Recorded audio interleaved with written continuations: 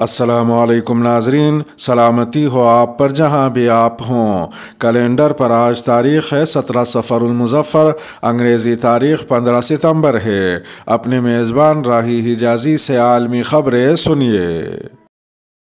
مولانا مسعود اظہر افغانستان میں نہیں پاکستان میں ہیں۔ طالبان کی حکومت کی جانب سے کل عدم جیش محمد کے سربراہ مولانا مسعود اظہر کی افغانستان میں موجودگی کی تردید کر دی گئی ہے۔ گزشتہ روز پاکستان نے باضابطہ طور پر کابل کو ایک خط لکھا تھا جس میں کل عدم جیش محمد کے سربراہ کو تلاش کر کے رپورٹ کرنے اور گرفتار کرنے کا کہا گیا تھا۔ خط میں کہا گیا تھا کہ پاکستان کو یقین ہے کہ وہ افغانستان میں کہیں موجود ہیں۔ اس خط پر رد عمل دیتے ہوئے طالبان کے ترجمان ذبیح اللہ مجاہد نے کہا ہے کہ جیش محمد کے سربراہ افغانستان میں نہیں بلکہ پاکستان میں ہیں۔ انہوں نے مزید کہا کہ مولانا مسعود اظہر اپنی تنظیم سمیت پاکستانی ہیں اور ان کی مکمل سرگرمیاں پاکستان تک محدود ہیں۔ افغانستان میں ان کا وجود حقیقت نہیں رکھتا۔ دوسری جانب افغان وزارت خارجہ نے کہا ہے کہ اس طرح کے الزامات کابل اور اسلام آباد کے تعلقات کو متاثر کر سکتے ہیں۔ افغان وزارت خارجہ کے ترجمان عبدالقہار بلخی نے کہا کہ ہم تمام فریقوں سے مطالبہ کرتے ہیں کہ وہ ایسے الزامات سے پرہیز کریں جن میں کوئی ثبوت اور دستاویزات نہ ہوں۔ انہوں نے مزید کہا کہ میڈیا کے اس طرح کے الزامات دو طرفہ تعلقات کو بری طرح متاثر کر سکتے ہیں۔ ادھر ایک دوسری خبر میں امریکہ نے افغانستان کی بڑھتی ہوئی مشکلات کے پیش نظر سوئٹزرلینڈ میں ایک نیا فنڈ قائم کیا ہے جو افغانستان کے منجمد اثاثوں میں سے $3.5 ارب طالبان کی رسائی کے بغیر مختلف اقتصادی پروگراموں پر خرچ کرے گا۔ صدر جو بائیڈن کی انتظامیہ کی جانب سے جاری ایک اعلان کے مطابق افغان فنڈ ایک بورڈ کے تحت کام کرے گا اور اس کا مقصد افغان ذخائر کا مخصوص پروگراموں کے لیے محفوظ اور مناسب انداز میں استعمال کرنا ہے۔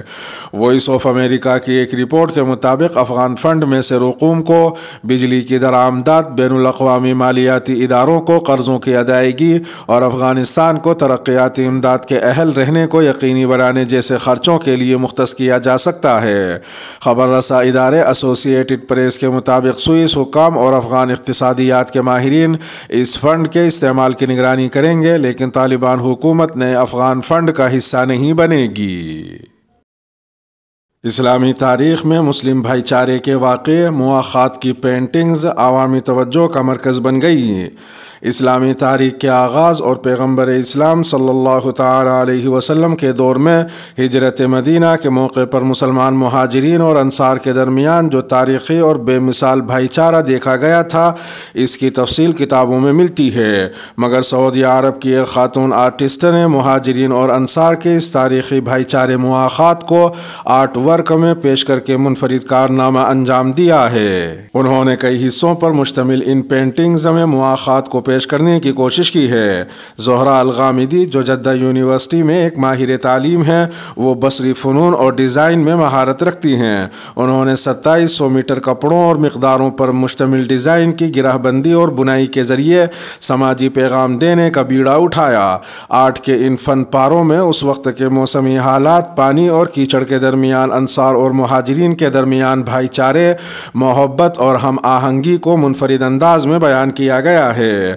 زہرا الغامدی نے اپنے ڈیزائن کی مضبوطی کے لیے پرانی کتابیں پڑھنے کا سہارا لیا، جس میں 5 مہینے لگے اور روزانہ 6 گھنٹے کام کر کے یہ پینٹنگز تیار کیں۔ ادھر ایک دوسری خبر میں متحدہ عرب امارات کے وزیر خارجہ شیخ عبداللہ ابن زائد آل نہیان بدھ کو اسرائیل کے سرکاری دورے پر تل ابیب پہنچ گئے ہیں۔ ان کا یہ دورہ کئی روز تک جاری رہے گا۔ متحدہ عرب امارات کے اسرائیل کے ساتھ تعلقات کو معمول پر لانے کے لیے امریکہ کی ثالثی میں طے شدہ معاہدہ ابراہیمی پر دستخط کے 2 سال مکمل ہونے پر اماراتی وزیر خارجہ یہ دورہ کر رہے ہیں۔ وزارت خارجہ کے مطابق شیخ عبداللہ اسرائیل کے اعلیٰ حکام سے 2 طرفہ تعلقات اور امارات و اسرائیل کے تعاون کے امکانات سے متعلق مشترکہ دلچسپی کے متعدد موضوعات پر تبادلہ خیال کریں گے۔ لبنانی مسلح خاتون کا بینک پر دھاوا، اپنی پھنسی رقم نکلوا لی۔ لبنان کے دارالحکومت بیروت میں ایک مسلح کھاتے دار خاتون نے ایک بینک میں ملازمین کو یرغمال بنا لیا اور بینک میں پھنسی اپنی رقم کی ادائیگی کا مطالبہ کیا تاکہ وہ اپنی بہن کے کینسر کا علاج کروا سکے۔ عرب نیوز کے مطابق سوشل میڈیا پر اس خاتون کی شناخت سالی حافظ کے نام سے کی جا رہی ہے۔ لبنان میں حالیہ دنوں میں کسی بھی بینک میں پیش آنے والا اس طرح کا یہ دوسرا واقعہ ہے۔ سالی حافظ نے الجدید ٹی وی کو بتایا کہ انہیں اپنی بہن کے کینسر کے علاج کے لیے رقم کی ضرورت تھی۔ انہوں نے بتایا کہ وہ کئی بار رقم نکلوانے کے لیے بینک گئیں، لیکن انہیں بتایا جاتا کہ وہ ایک ماہ میں صرف $200 کے برابر لبنانی پاؤنڈ نکلوا سکتی ہیں۔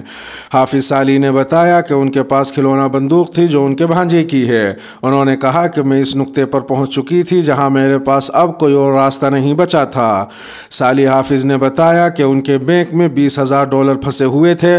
وہ کئی ذاتی اشیاء فروخت کر چکی تھی اور اپنی 23 سالہ بہن کے علاج کے لیے اپنا گردہ فروخت کرنے کے بارے میں بھی سوچ رہی تھی۔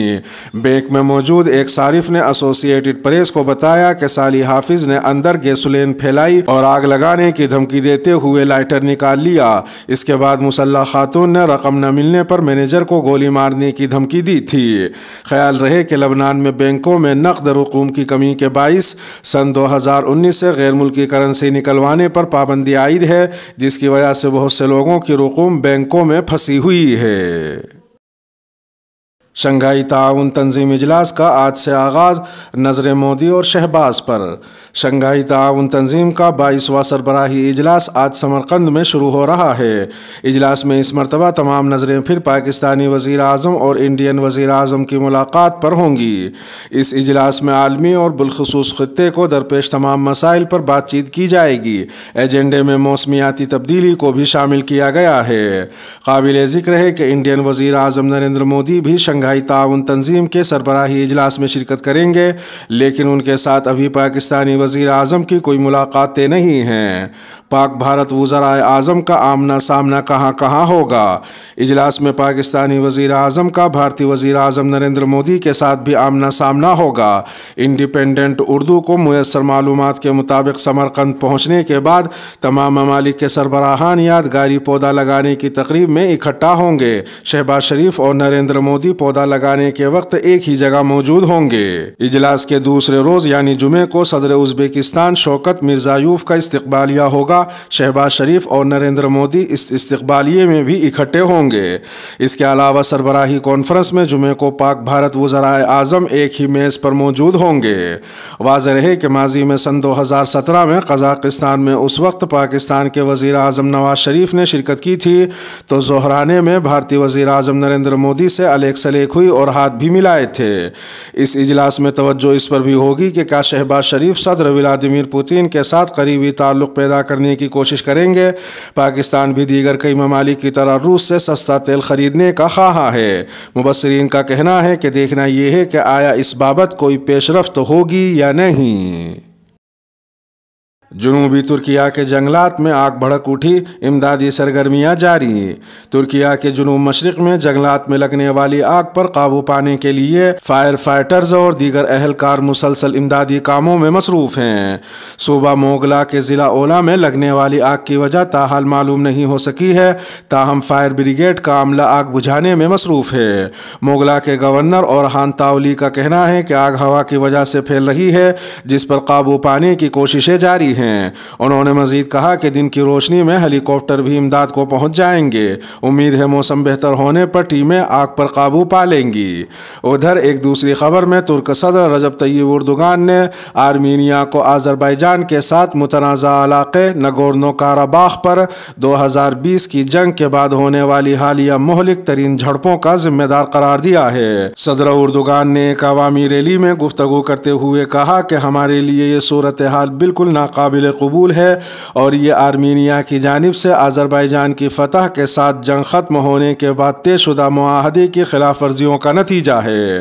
انہوں نے کہا کہ اس صورتحال کے یقیناً نتائج آرمینیا پر مرتب ہوں گے جس نے معاہدے کی شرائط پوری نہیں کی اور مسلسل جارحانہ رویے کا مظاہرہ کیا۔ واضح رہے کہ آرمینیا نے تازہ جھڑپوں میں اپنے 100 سے زیادہ فوجیوں کی ہلاکت کی تصدیق کی ہے اور آذربائیجان میں 50 ہلاکتوں کی اطلاع ملی ہے۔ دونوں ملکوں کی فورسز کے درمیان فائرنگ کا تبادلہ جاری ہے اور ہلاکتوں کی تعداد مزید بڑھ سکتی ہے۔ سیلاب متاثرین کے 2 ماہ کے بجلی کے بل معاف۔ وزیر اعظم پاکستان شہباز شریف نے اعلان کیا ہے کہ ملک میں سیلاب سے متاثر ہونے والے علاقوں کے رہائشیوں کے لیے اگست اور ستمبر کے بجلی کے بل معاف کر دیے جائیں گے۔ وزیر اعظم نے بدھ کو بلوچستان کے شدید متاثرہ ضلع صحبت پور کا فضائی اور زمینی دورہ کیا اور متاثرین سے ملاقات کی۔ دورے کے دوران میڈیا سے گفتگو میں وزیر اعظم نے کہا کہ انہوں نے صحبت پور میں بڑے پیمانے پر تباہی دیکھی۔ انہوں نے کہا کہ سیلاب کی تباہ کاریوں نے ہر پاکستانی کی آنکھیں کھول دی ہیں اور پوری قوم یکجا ہو کر سیلاب کی تباہ کاریوں کا مقابلہ کر رہی ہے۔ انہوں نے بتایا کہ سیلاب متاثرین میں اب تک 24 ارب روپے منتقل کیے جا چکے ہیں۔ ادھر ایک دوسری خبر میں یوکرین کے صدر ولادیمیر زیلنسکی کا کہنا ہے کہ یوکرینی افواج نے روسی افواج پر جوابی حملہ کرتے ہوئے روس کے قبضے سے مزید علاقہ چھڑا لیا ہے۔ خبر رساں ادارے روئٹرز کے مطابق صدر زیلنسکی نے 13 ستمبر کی شام کو جاری اپنے ایک بیان میں دعویٰ کیا کہ یوکرینی افواج نے خارکیو کے خطے میں تقریباً 8000 مربع کلومیٹر کے علاقے کا دوبارہ قبضہ حاصل کر لیا ہے۔ انہوں نے اپنا تمام علاقہ دوبارہ حاصل کرنے کا عزم بھی دہرایا ہے۔ خبر رساں ادارے روئٹرز کے مطابق یوکرین کے صدر نے یہ بھی دعویٰ کیا ہے کہ روسی افواج کے قبضے سے واپس لیے گئے آدھے سے زیادہ علاقے کو محفوظ بنا دیا گیا ہے اور دیگر حصے میں بحالی اور استحکام کا کام جاری ہے۔ تاہم ولادیمیر زیلنسکی کے ان دعووں کی آزادانہ طور پر تصدیق نہیں ہو سکی ہے۔ دوسری جانب امریکی صدر جو بائیڈن کا کہنا ہے کہ یوکرین نے روسی افواج کو پسپائی اختیار کرنے پر مجبور کر کے اہم کامیابی حاصل کی ہے، تاہم یہ کہنا مشکل ہے کہ جنگ اس وقت کس موڑ پر ہے۔ اس کے ساتھ ہی ویڈیو کا اختتام ہوا۔ چینل پر تازہ اپلوڈ کی جانے والی ویڈیو آپ کی اسکرین پر نمودار ہو رہی ہوں گی۔ یہ ویڈیو آپ کی نظر سے اگر نہ گزری ہو تو ان کو بھی ملاحظہ فرما سکتے ہیں۔ اپنے میزبان راہی حجازی کو اب دیجیے اجازت۔ سلامتی ہو آپ پر جہاں بھی آپ ہوں۔